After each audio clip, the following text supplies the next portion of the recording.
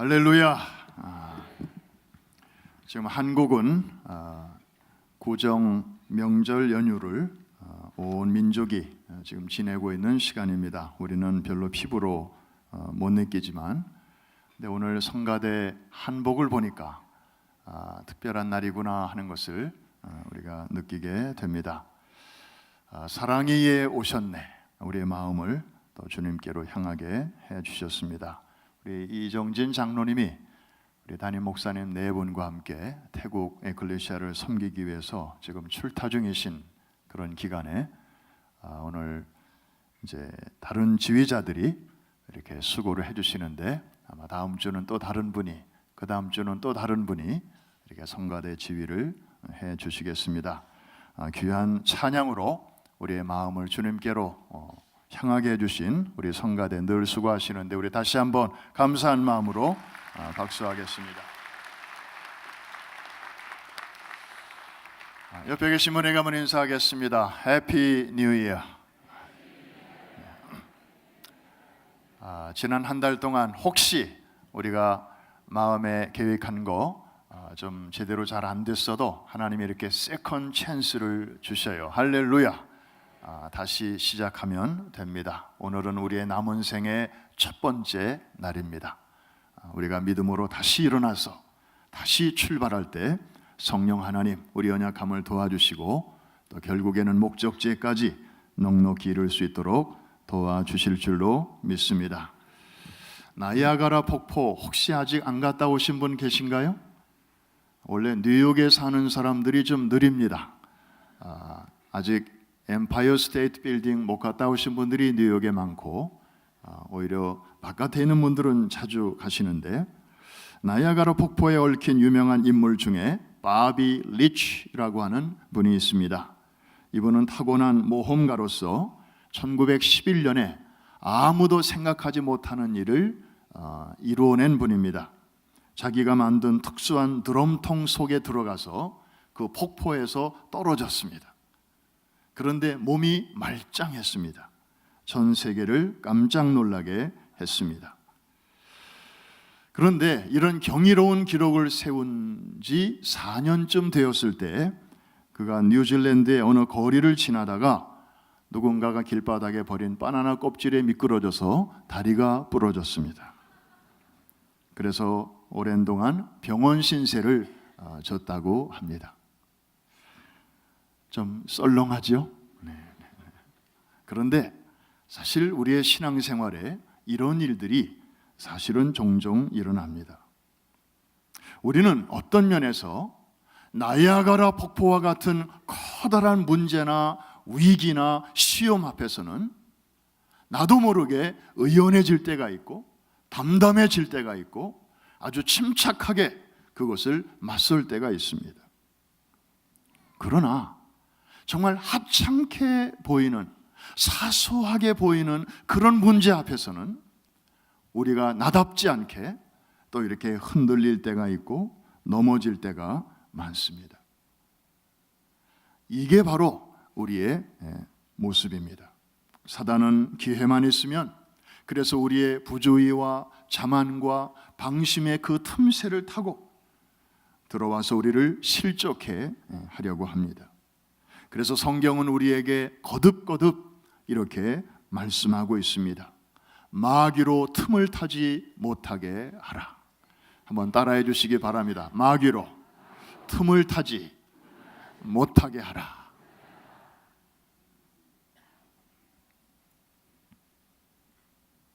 우리는 연초에 여리고성 전투의 그 사건을 묵상을 했습니다.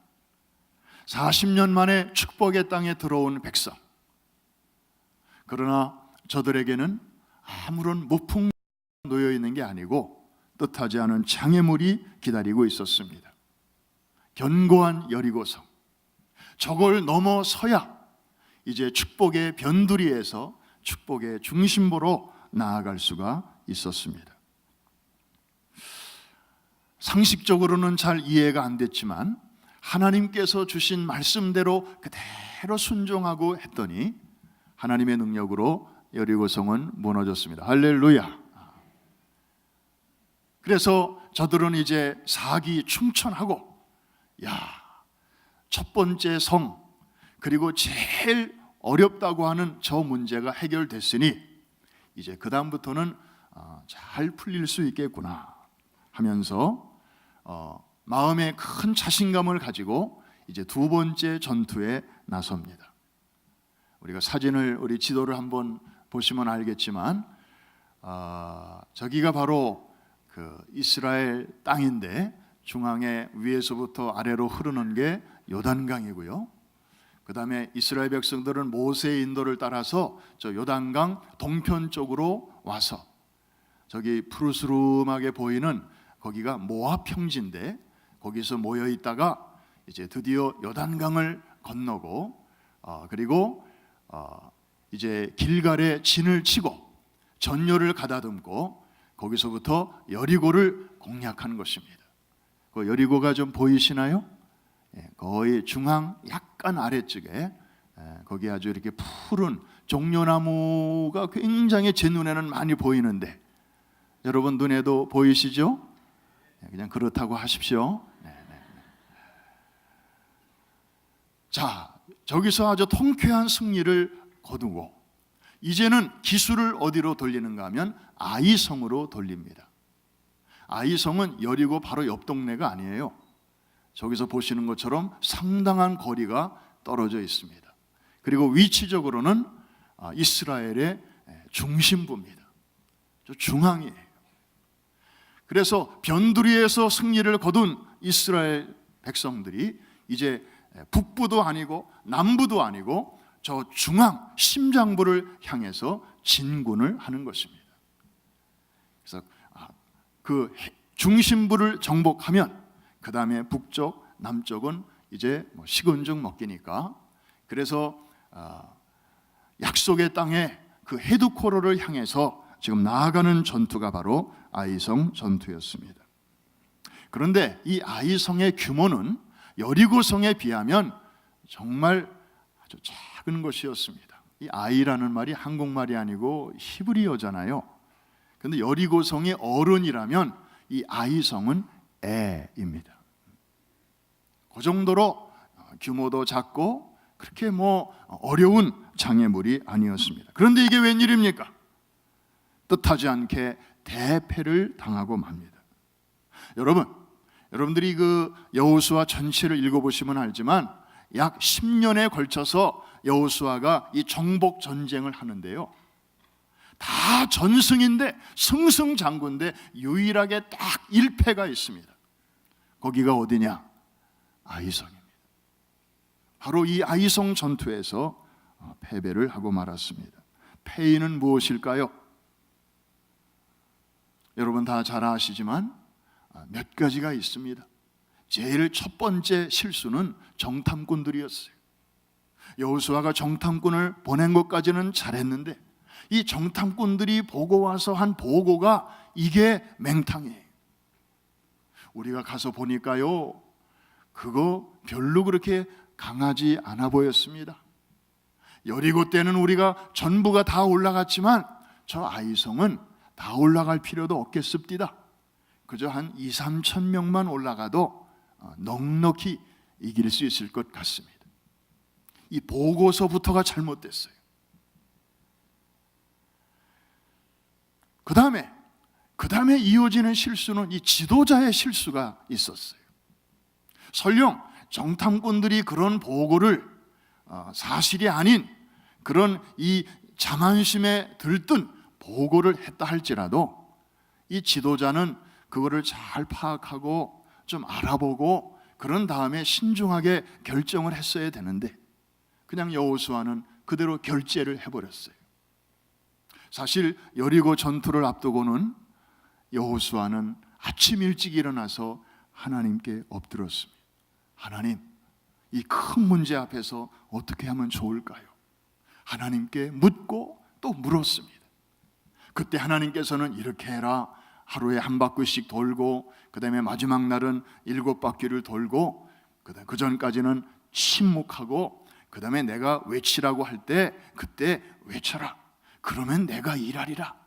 하나님의 이 V작전을 거기서 지시받고 그대로 순종했습니다. 그런데 어떻게 된 게 이 아이성 전투에서는 여호수아가 그랬다는 말이 없어요. 아침에 일찍 일어났다는 말도 없고 하나님께 물어보았다는 말도 없고 기도 생략입니다. 얼마나 이전 승리의 도취감에 이게 빠져 있었던지. 이거 대단히 위험한 거예요. 우리도 이런 유혹에 종종 빠질 때가 있습니다. 여호수아는 하나님께 기도하지 않았어요. 물어보지 않았어요. 그대로 결제했어요.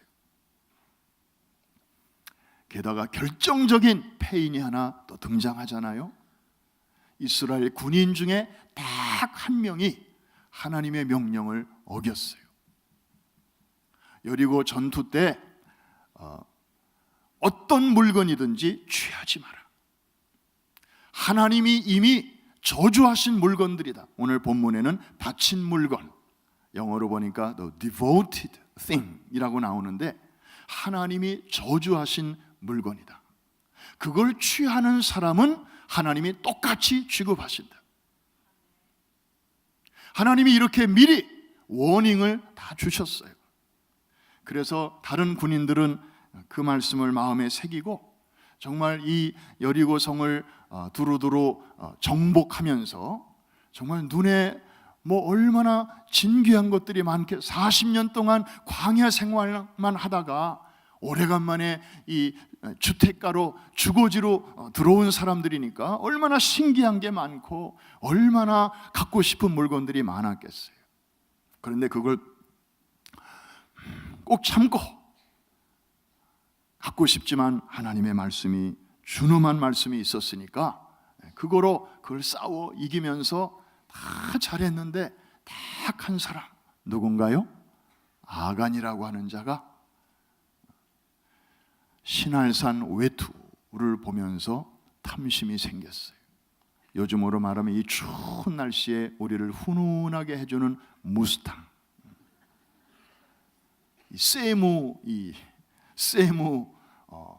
이 외투를 보니까 획가닥한 거예요.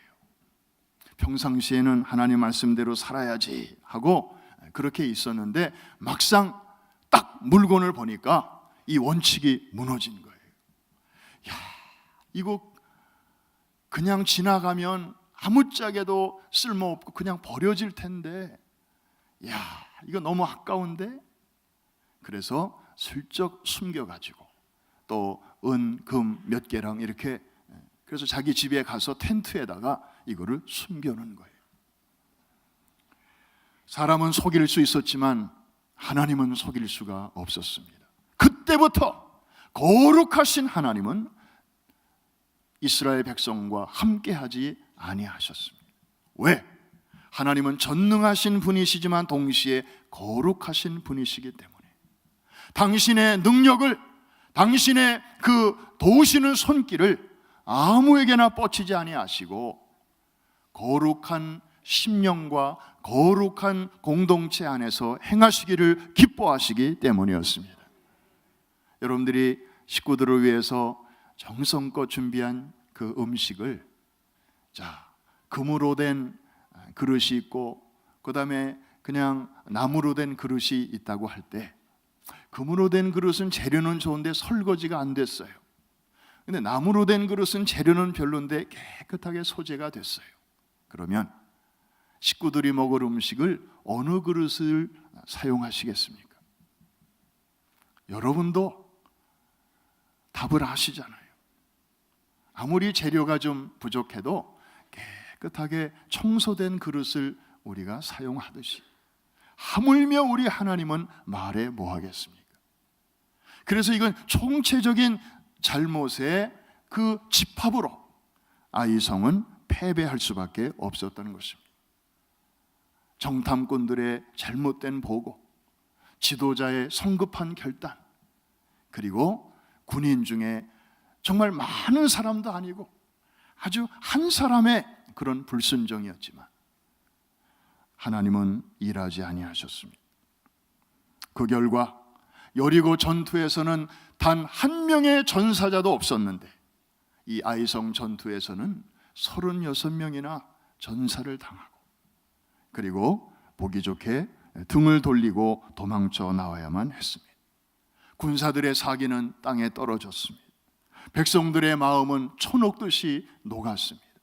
아니, 이제 시작인데, 아니, 이렇게 작은 문제 앞에서도 우리가 이렇게 패했으니 어느 세월에 이 땅을 다 차지한다.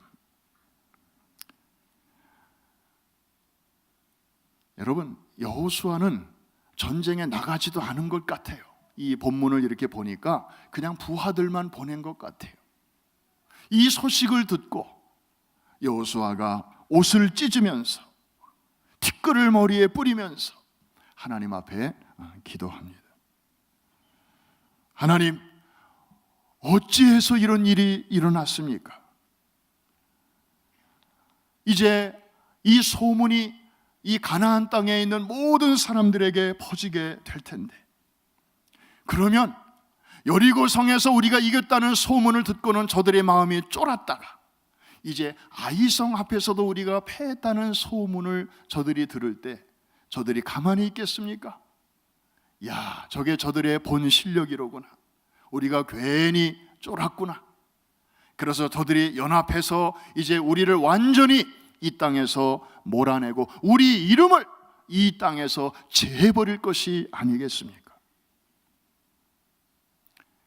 오늘 여호수아 7장 9절 말씀에 보니까 두 이름이 등장하고 있습니다. 자, 우리 8절과 9절 같이 한번 한 음성으로 읽어보겠습니다. 시작. 주여, 이스라엘이 그의 원수들 앞에서 돌아섰으니 내가 무슨 말을 하오리이까? 가나안 사람과 이 땅의 모든 사람들이 듣고 우리를 둘러싸고 우리 이름을 세상에서 끊으리니 주의 크신 이름을 위하여. 자, 두 이름이 나오죠. 하나는 우리 이름, 다시 말하면 사람의 이름이 나오고요. 또 하나는 누구의 이름이 나옵니까? 주의 이름이 나오는데, 주의 크신 이름. 지금 여호수아는 두 가지를 걱정하고 있는 것입니다. 첫째로는 자기들의 이름이 이 땅에서 완전히 이제 진멸되고 사라지게 될 것을 걱정하는 것이죠. 그런데 또 하나 걱정을 합니다. 주님의 이름, 주님의 크신 이름. 우리는 이번에 이렇게 잘못하고 실수하고 저부터 성급한 결정을 내려서 이렇게 보기 좋게 실패를 하였습니다. 우리는 혼나도 쌉니다. 우리는 이렇게 매를 맞아도 당연합니다. 그런데 여호수아는 그 다음에 누구의 이름을 생각합니까? 주의 크신 이름을 생각합니다. 우리는 이 땅에서 망해도 좋으나 우리의 연결되어 있는 주님의 이름에 그 명예가 먹칠을 당한다면 그런 일이 일어나서는 안 되지 않습니까? 하나님의 이름은 광대하신 이름이 아닙니까? 하나님의 이름은 온 천하가 벌벌 떠는 그런 이름이 아닙니까? 지난날 400년 동안 종노릇하던 이스라엘 백성을 애굽 땅에서 건져내신 그 이름 아닙니까? 그리고 홍해를 육지같이 건너게 하시고 40년 동안 아무것도 없는 광야에서 저들에게 양식을 주시고 마실 물을 주시고 참으로 저들이 의복에 헤하지 않게 하시고 발바닥에 부르지 아니하도록 독수리 날개로 업어서 여기까지 안착하게 하신 분이 아니십니까? 평소보다 물이 넘치는 요단강을 또 육지같이 건너게 하시고 그리고 난공불락의 여리고성까지 하나님의 크신 능력으로 승리를 주셔서 우리를 여기까지 이르게 하신 분이 아니십니까? 그런데 말입니다. 이번 전쟁으로 인해서 우리가 이렇게 어려움을 당하고 계속 밀리고 쫓기고 그리고 완전히 진멸되고 만다면 애굽 사람들이 뭐라고 얘기하겠습니까? 야, 너희 하나님은 애굽에서 건져만 내고 가나안 땅에 너희 백성들을 이렇게 안착시킬 수 있는 능력까지는 없는가 보다. 그렇게 생각할 것이 아니겠습니까? 이 가나안에 사는 원주민들이 뭐라고 하나님을 말하겠습니까? 하나님, 주의 크신 이름이 업신여김을 받지 않기 위해서라도 Please do something. 이것이 바로 여호수아의 기도였습니다. 사랑하는 성도 여러분, 여러분은 언제 주의 크신 이름을 생각하며 주 앞에 깊이 기도해 보셨습니까?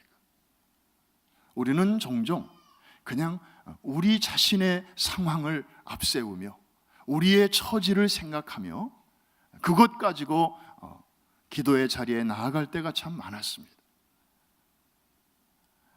당연한 것이고 지극히 자연스러운 것입니다. 그런데 성경을 보면 의외로 이런 어려운 상황 속에서 하나님의 이름을 앞세우며 기도한 분들이 종종 나옵니다. 정말 성숙한 기도가 아닐 수가 없습니다. 출애굽기 32장을 한번 같이 보겠습니다. 9절 이하의 말씀을 보면 출애굽한 이스라엘 백성들이 광야로 나왔을 때 모세가 40일 동안 시내산에 올라가 있었습니다.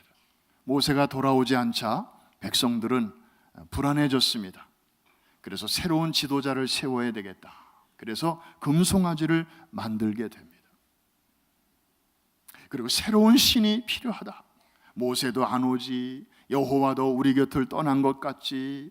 그러니까 출애굽에서부터 여기까지는 여호와가 우리를 인도했고 또 모세가 우리를 지도했지만 이제부터 가나안까지는 이제 이 금송아지가 우리의 신이다. 이제 이것이 우리를 인도해 줄 것이다. 그러면서 금송아지 주변을 삥삥 돌아가면서 춤을 추고 난리가 났습니다. 이 광경을 보고 하나님도 노하시고 모세도 화가 났습니다. 하나님께서 뭐라고 말씀하십니까?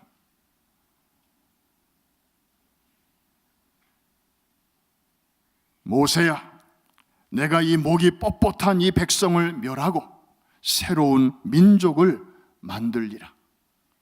너로부터 시작해서 새로운 민족을 만들리라. 바로 이때 하나님의 사람 모세가 하나님께 사정합니다. 하나님이 그렇게 하시는 게 당연합니다. 하나님이 그렇게 하시는 게 맞습니다. 우리는 거기에 대해서 할 말이 없습니다. 백성들이 범죄하였습니다. 그러나 만약 하나님이 그렇게 하시면 애굽 사람들이 뭐라고 말하겠습니까? 이스라엘의 신 여호와가 능력이 부족해졌나 보다. 그래서 여기까지는 했는데 그 다음은 힘이 딸려서 저렇게 자기 백성을 광야에서 죽였나 보다. 저렇게 하려고 저들을 거기서 끄집어냈나 보다. 이러면서 주님의 이름을 업신여길 거 아니겠습니까? 우리는 이런 모욕을 받아도 마땅하지만 하나님의 이름에 이런 손상이 가서야 되겠습니까? 주의 이름을 위하여 주의 맹렬한 노를 그치시고 주의 백성에게 이 화를 내리지 마옵소서. 이 기도를 들으시고 하나님이 어떻게 하셨을까요? 여러분 같으면 어떻게 하셨겠습니까? 성경에 보니까 하나님께서 뜻을 돌이키사 말씀하신 화를 그 백성에게 내리지 아니하시니라. 여러분, 하나님은 좀처럼 뜻을 돌이키시는 분이 아니십니다.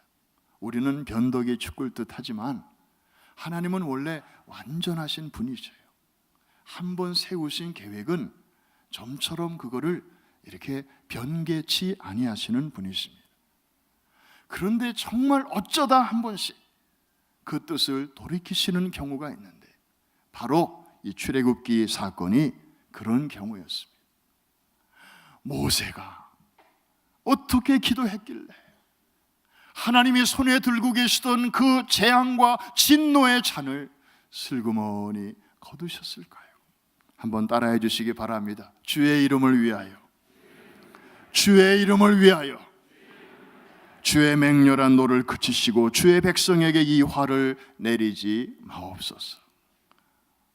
주의 백성을 위하여 그렇게 해달라고 기도하지 않았습니다. 주의 이름을 위하여. 사랑하는 성도 여러분, 창립 40주년을 막 넘어선 이제 성년이 된 우리의 기도도 우리의 이름보다는 이제는 주님의 이름을 생각하며 기도하는 성숙한 기도가 될 수 있기를 주의 이름으로 축원합니다. 그럴 때 하나님은 그 누구의 기도보다도 가장 빠르게, 가장 황급하게 역사해 주실 줄로 믿습니다. 잠언 30장에 보면 여러분에게도 친숙한 아굴의 기도가 등장하고 있습니다. 아마 나이가 많은 때에 기도를 드리신 것 같습니다. 제가 두 가지 기도 제목이 있는데, 내가 죽기 전에 들어주옵소서. 첫째로는 내게서 허탄과 거짓말을 멀리하게 하옵소서. 왜 이렇게 기도했을까요? 제가 곧 주님을 뵈야 하지 않습니까? 깨끗한 영혼으로 뵙기를 원합니다. 그래서 남은 생에만이라도 정직하게 하늘을 향하여 부끄러움 없도록 말도 진실하게 하고 생각도 진실하게 하고, 그리고 아주 담백한 그런 삶을 살게 해달라는 기도고, 두 번째로는 그 물질을 위해서 기도합니다. 그런데 이렇게 기도하죠. 너무 가난하게도 마옵시고. 아멘입니까? 여기서는 아멘이 좀 잘 나와요. 근데 그 다음에 나오는 내용은 조금 찝찝해요. 너무 부하게도 마옵시고. 여기서는 좀 사람들이 생각해요. 왜? 우리는 아무리 좀 넉넉하다 해도 We are still hungry. 우리에게는 좀 더 필요하거든요. 그러면서도 명분은 거창해요. 제가 좀 더 주의 일을 멋지게 하기 위해서 좀 조금 더 주셔야 되겠습니다. 그런데 아굴은 그냥 사심없이 그렇게 기도했습니다. 왜 너무 가난하지 않게 해달라고 기도했나요? 하나님의 이름을 욕되게 할까봐 걱정됐어. 내가 가난하게 사는 건 좋은데 그렇게 살아가는 나의 모습을 보면서, 야, 너는 어떻게 오래도록 예수를 믿는다면서 어떻게 사는 거는 그 모양이냐? 나는 네가 믿는 하나님도 안 믿고 하나님을 알지도 못하는데도 이렇게 사는데 도대체 너의 하나님은 뭐 하는 거냐? 행여나 내 주변에 있는 사람들이 나를 욕하는 데서 끝나는 게 아니라 내가 믿는 하나님까지 욕하면 어떻게 하겠습니까? 그래서 그런 지경에 이르지 않을 정도로까지만 저를 너무 가난하지는 말게 하여 주옵소서. 하나님 감동시키는 기도 아닙니까? 그러면서 너무 부하게도 하지 마옵소서. 왜냐?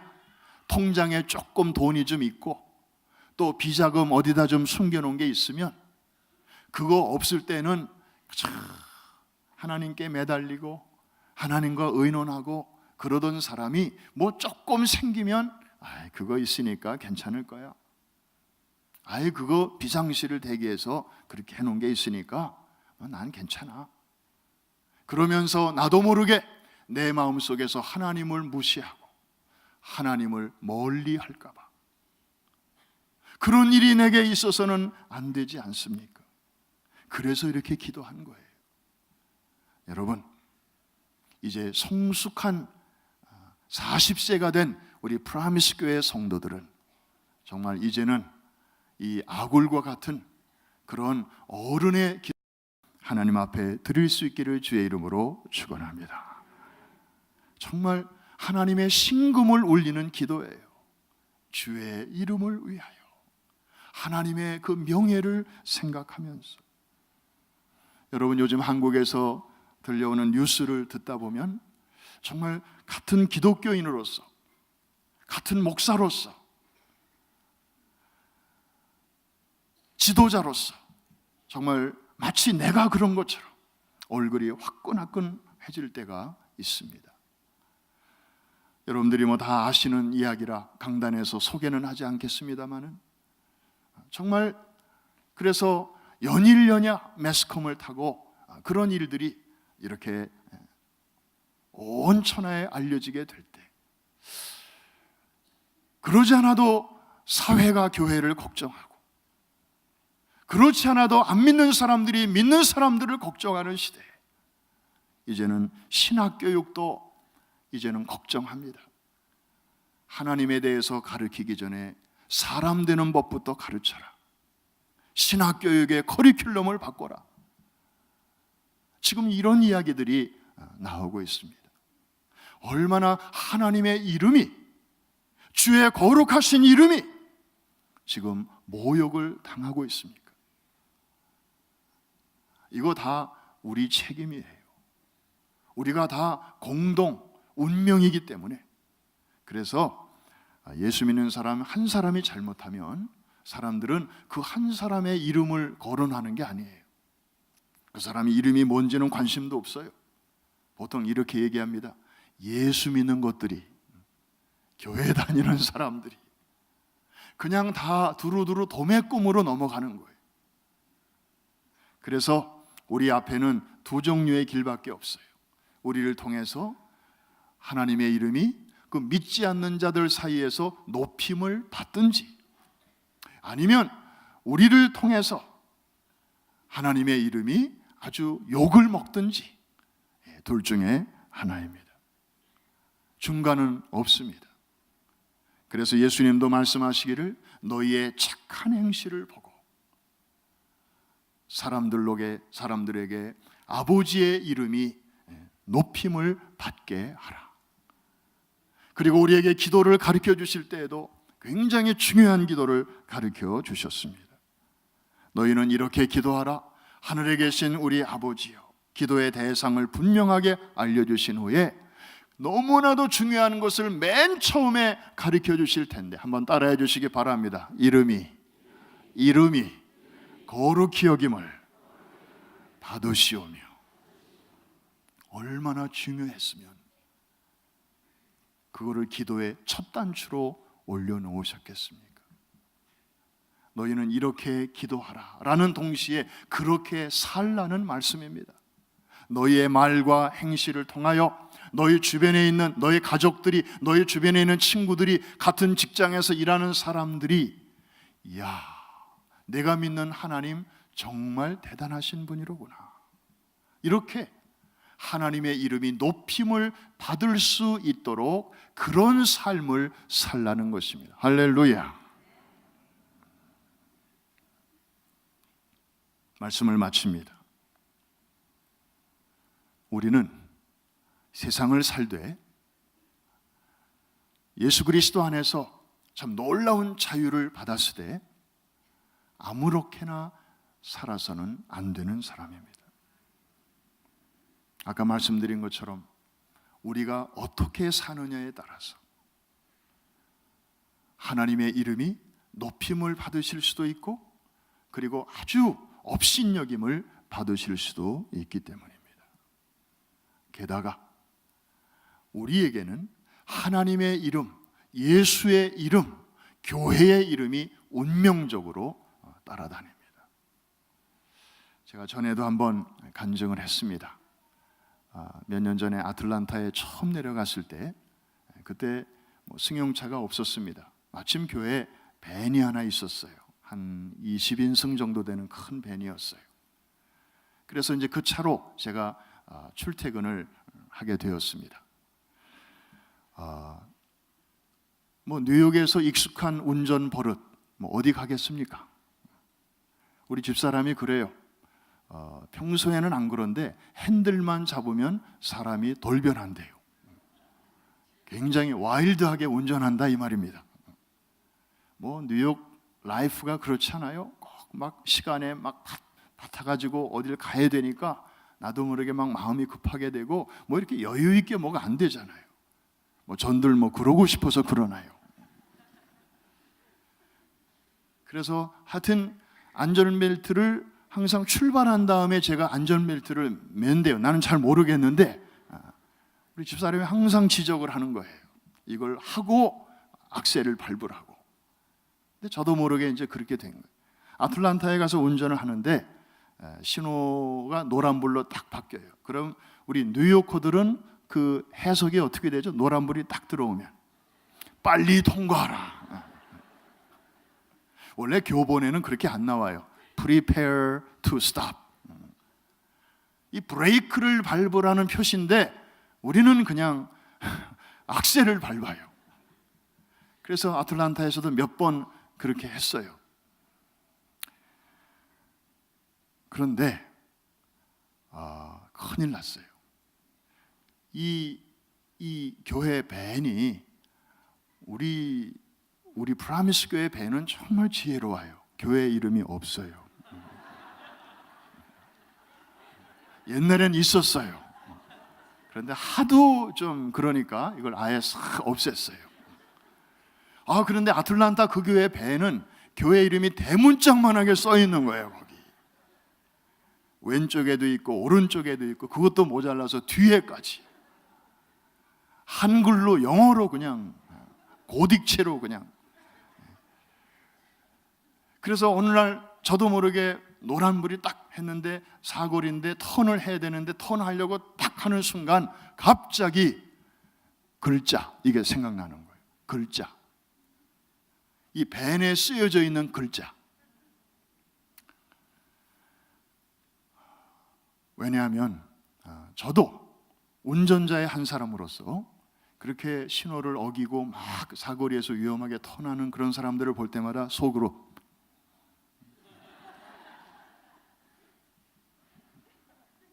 근데 지금 제가 막 그렇게 하려고 하고 있는 거예요. 그럴 때 사람들이 어떻게 생각할까? 사실 운전자가 누군지, 이름이 뭔지 알 게 뭐예요?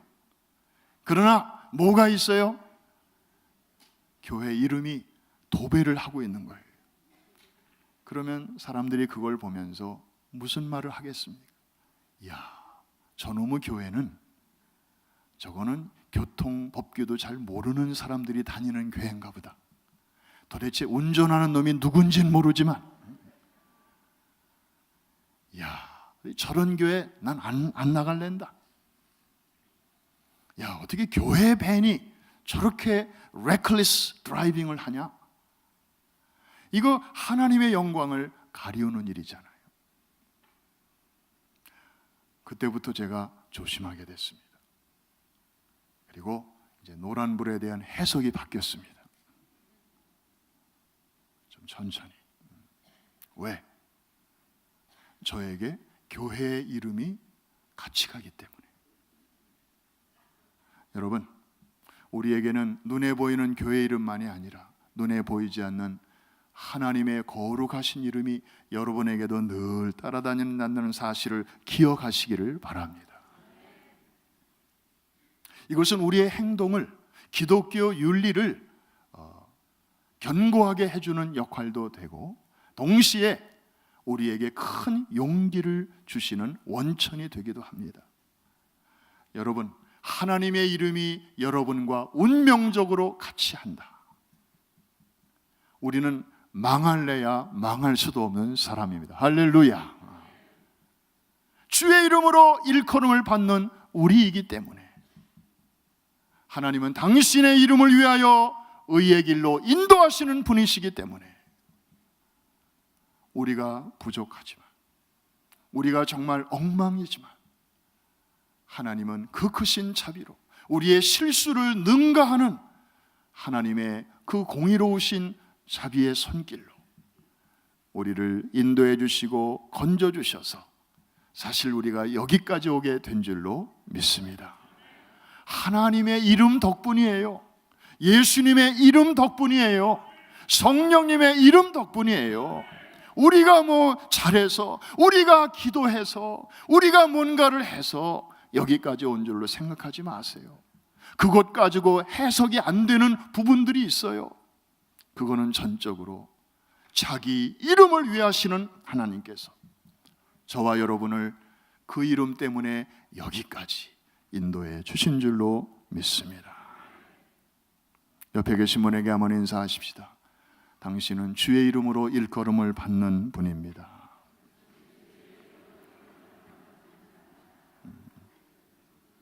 이 이름으로 일컬음을 받는 당신의 백성을 하나님은 오늘도 지켜주시고 함께 하시고, 넘어졌을 때 7번 넘어져도 8번 일어나게 도와주십니다.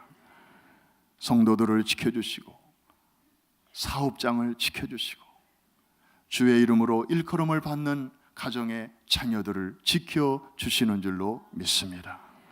자녀들이 어릴 적에 신앙생활 잘하다가 커서 잠시 방황하는 자녀들도 있습니다. 부모의 눈에서는 뜨거운 피눈물이 흐릅니다.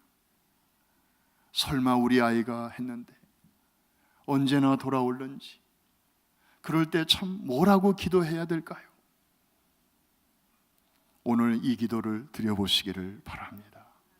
주의 이름으로 일컬음을 받는 우리 가정 아닙니까? 주의 은혜에 그 흔적이 있는 아이 아닙니까? 주의 이름으로 일컬음을 받는 당신의 자식 아닙니까? 잠시 방황하지만, 부모도 어떻게 할 수 없지만 자기 이름을 위하여 의의 길로 인도하시는 하나님, 그 마음을 만져 주옵소서. 주의 크신 이름을 위하여 제자리로 돌아오게 하여 주옵소서. 눈물로 호소할 때 모세의 기도를 들으신 하나님께서, 아굴의 기도를 들으신 하나님께서, 여호수아의 기도를 들으신 하나님께서 여러분의 기도를 반드시 응답해 주실 줄로 믿습니다. 오늘 그분의 이름을 부르십시오. 주의 이름을 부르는 자마다 구원을 얻으리로다. 그의 크신 이름을 앞장 세우는 자마다 깊은 웅덩이와 수렁에서 하나님이 끌어올려 주시고 마침내 그를 반석에 두실 줄로 믿습니다. 우리 다 눈을 감아 주시기를 바랍니다.